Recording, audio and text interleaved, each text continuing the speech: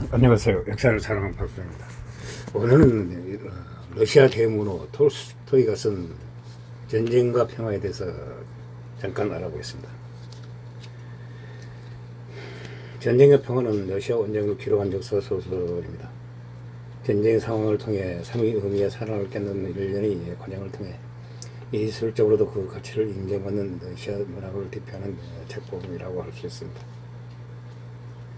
흔히 톨스토이 최대 명작 중 하나로 꼽히며 판매 부수도 소련에서만 3,600만 권 이상 팔린 것으로 추정하고 있습니다. 현재 와서는 전 세계적으로 그보다 훨씬 더 팔렸을 것으로 예상됩니다.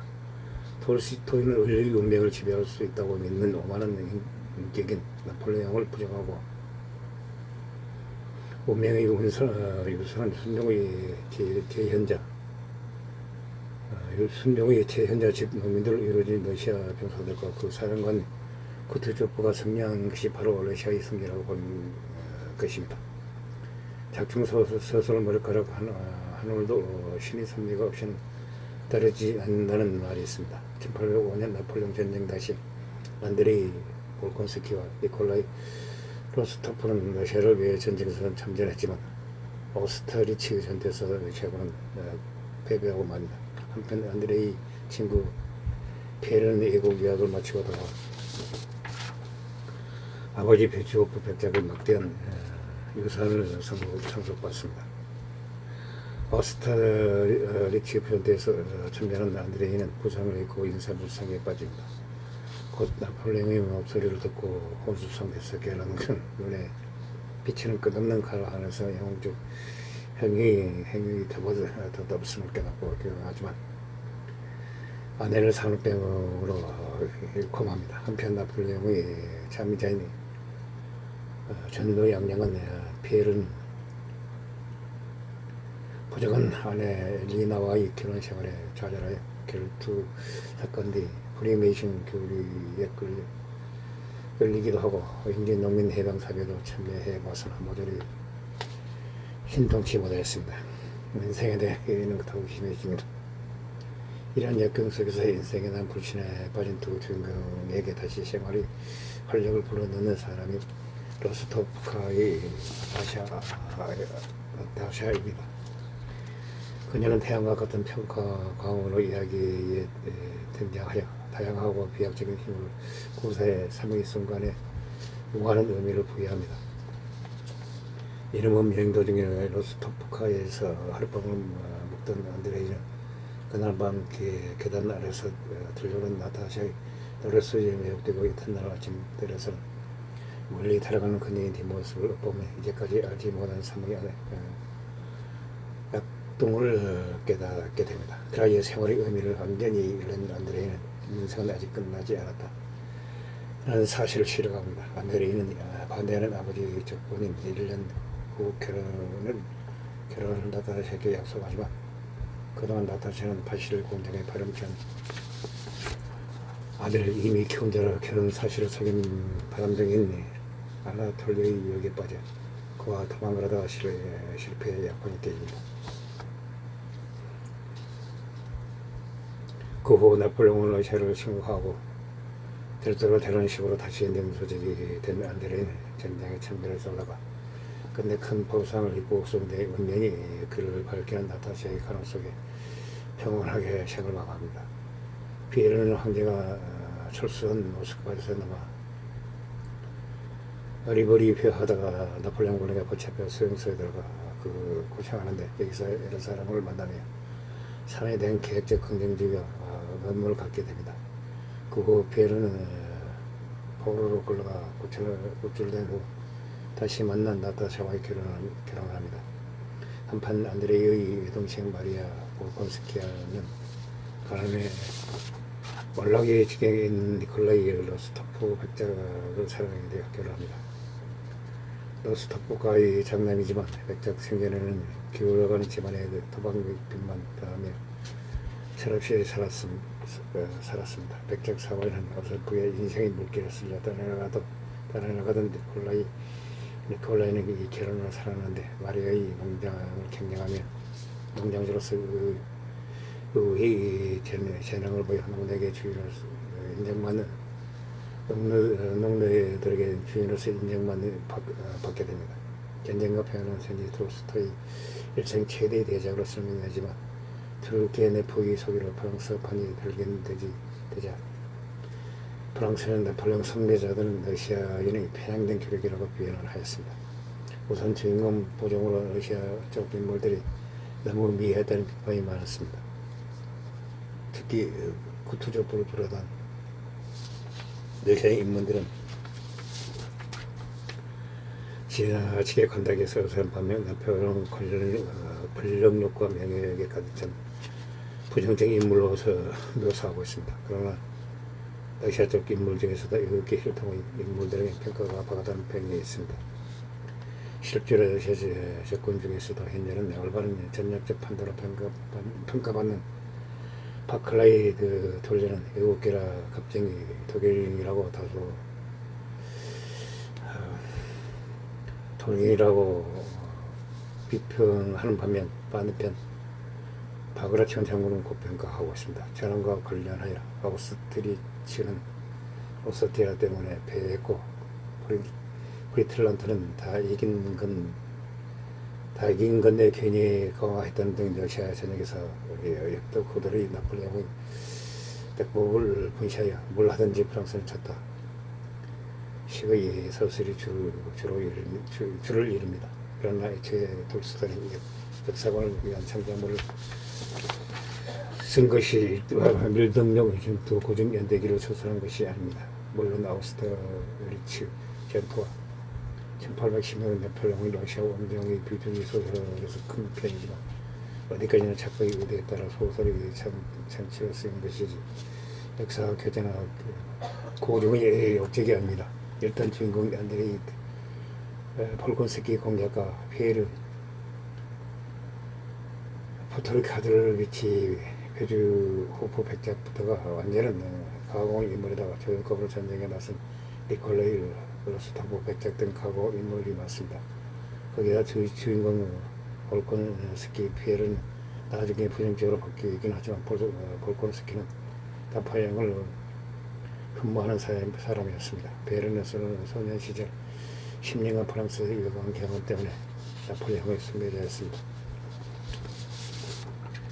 전쟁과 평화에서의 비중이 큰 것은 폴콘스키 공작 가만히 노 공작가 명예 배주업부 백작 피에르의 이상주의자로서의 공상과 그의 모순된 방탕한 생활 개신과 현실적인 자질 등이고 홍성 로즈도프 백작 가모리 몰라가 노 백작 부부와 니콜라이 도박 및 인대 사촌 소녀와 아이 결혼 문제 딸 나타샤 연애 등의 대화 사건들이 더 많습니다. 사실 군등과 정치 사회에서 쓸 비중은 많지 않고 전쟁 끝 차출서 잘해야 고객거리 지나지 않는 등장인물이 머무는 분량이 많은 편입니다. 게다가 한국시 이를 사람의 감각으로 읽어도 모르는 명문가의 불른 연애 티치다거리 왕이가는 집안 허영 빚쟁이 고부갈등 부자갈등 등이 이 뜨거운 책을 진지하게 읽어가는 환경을 잡다한 대화 심리모사 분량이 아주 많습니다. 러시아 인물들이 고평가하는 게 황제의 알렉산드로 1세의 아름답고 매력적이며 원한 모습으로 묘사하지만 경솔하게 젊은 신하들이 말을 듣고 행동하다가 아우스트리치에서 채발리고 전투 중에 도망치는 눈물을 흘리는 야간 모습도 보여줍니다. 작전에 서사에 끙끙 간섭하여 동글 역할을 한 것도 감추지 않고 나옵니다. 또한 과거 인물이지만 자신이 가문으로 추정되고 톨스토이 백작은 황제의 시종인데 아우스트리치 전투 중에 황제를 버리고 황제의 마차를 훔쳤다 도망치는 바람에 병사들이 황제가 도망간다고 동료에게 만드는 내용도 적어 슬프고 가문 디스도 합니다. 러시아 군인 중 장군들은 바그라티온 장군과 구트조프를 들어가면 대부분 똥별로 묘사하고 있습니다. 1812년 전역에서도 알렉산드르의 궁정에 똥별을 들이모여 각양각색의 의견과 전투 위로는 내시하며 중성마르고 뒤통수 소지를 실체하는 것을 예가 없이 보여줍니다. 노공자 안드레이 볼콘스키 부친이 필요한 러시아의 선전사가 나폴레옹 디스 대화는 아직까지나 국뽕으로 다시 아우스타 리치나 프린틀란드에서 지고 나서도 프랑스에 대한 분노의 정신 승리는 여론이 오히려 사실상화합니다. 프로디노에서도 실제 역사상 최고의 승자로서 호가가 상태 베테르부르크에선 항시를 주최해 승전 감사 기도가 열릴 정도였습니다. 구트 족보의 평가도 실제로는 구트 족보의 소설과 인물 간 대화를 통해 트루코가 전투에서 다 익은 걸 평화주의에서 호구 잡히고 늙어 말도 제대로 못하는 애꾼에 할 일이 없이 있고 좋은 쓸모없는 노인 젊은 여자가 나올 때나 애꾼이 번쩍 떠진다는 수도 나옵니다. 음악하고 시간이라는 소문도 별들의 없이 나온다. 바그라티온도 명목상 상관 바클라이 돌리 뒤통수를 4번 치고 항명의 항자에게 준성 말하고 톨스토이가 지필시나 현재 전문가들이 전략적으로 올린 평가보는 청야 전술 박동사들과 반대하는 걸 여러 번 보여줘 전략적 견해가 부족하다고 간접 디스하고 구두 초포가 오판하고 적당히 무음한 전투 보고서를 어디노 전투에서는 병력 배치가 잘못되어 처음부터 전투라고 평가해 작가가 직접 구두 족보가 자료에 보낸 보고서의 오류를 지적하고 있습니다. 전쟁과 평화는 본디 그림 전쟁에서 패배한 러시아의 영광을 회복시키자는 계기로 쓰여진 것이 아닙니다. 원래는 프랑스 행정전쟁에서 자유주의 사상에 감화되어 돌아온 젊은 장교들은 중심을 1820년에 일어난 데카브리스 대난에 대해 쓰는 것이었고 혁명운동에 가담한 현부로 시베리아 의병에 처해진 경험이 있는 지식인의 이야기를 쓸 예정이었습니다. 혁명에 대한 배경 설명이 필요하니 데카브리스 대난의 전 단계인 나폴레옹 전쟁에 대하여 처한 배경을 작품에 서술하기 시작하였습니다.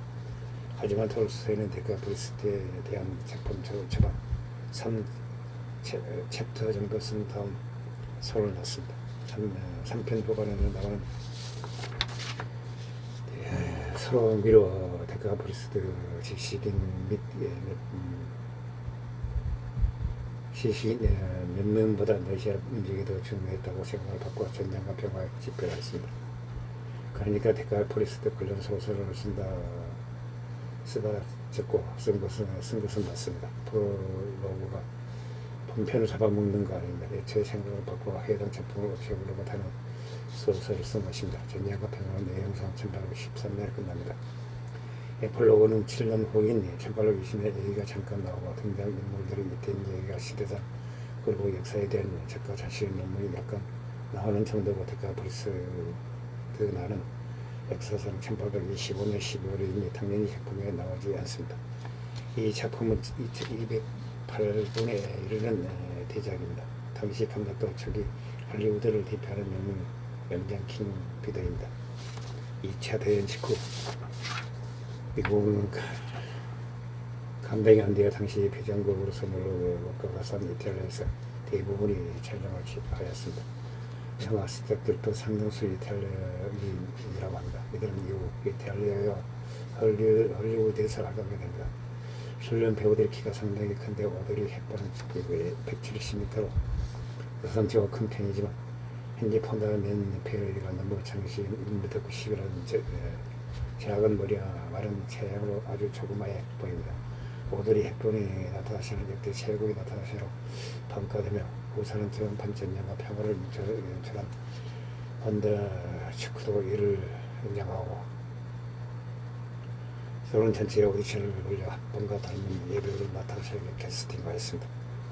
평가도 좋고 원작을 가장 잘 그렸다는 평을 받았습니다. 감독이 같아서인지 전투씬이 구성 및 표현을 보면 월터와 비슷한 부분들이 꽤 있습니다.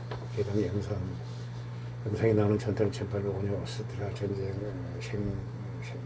쉔그라베른 전투로 가공할 병력이 죄다 실제 사람입니다. 해당 영화의 또 다른 장면은 러시아 원장이 브로디노 전투를 끈 것이라고 합니다. 이상 러시아의 대문호 톨스토이가 쓴 전쟁과 평화에 대해서 잠깐 알아봤습니다. 당시 부족합니다. 양해 부탁드립니다. 감사합니다.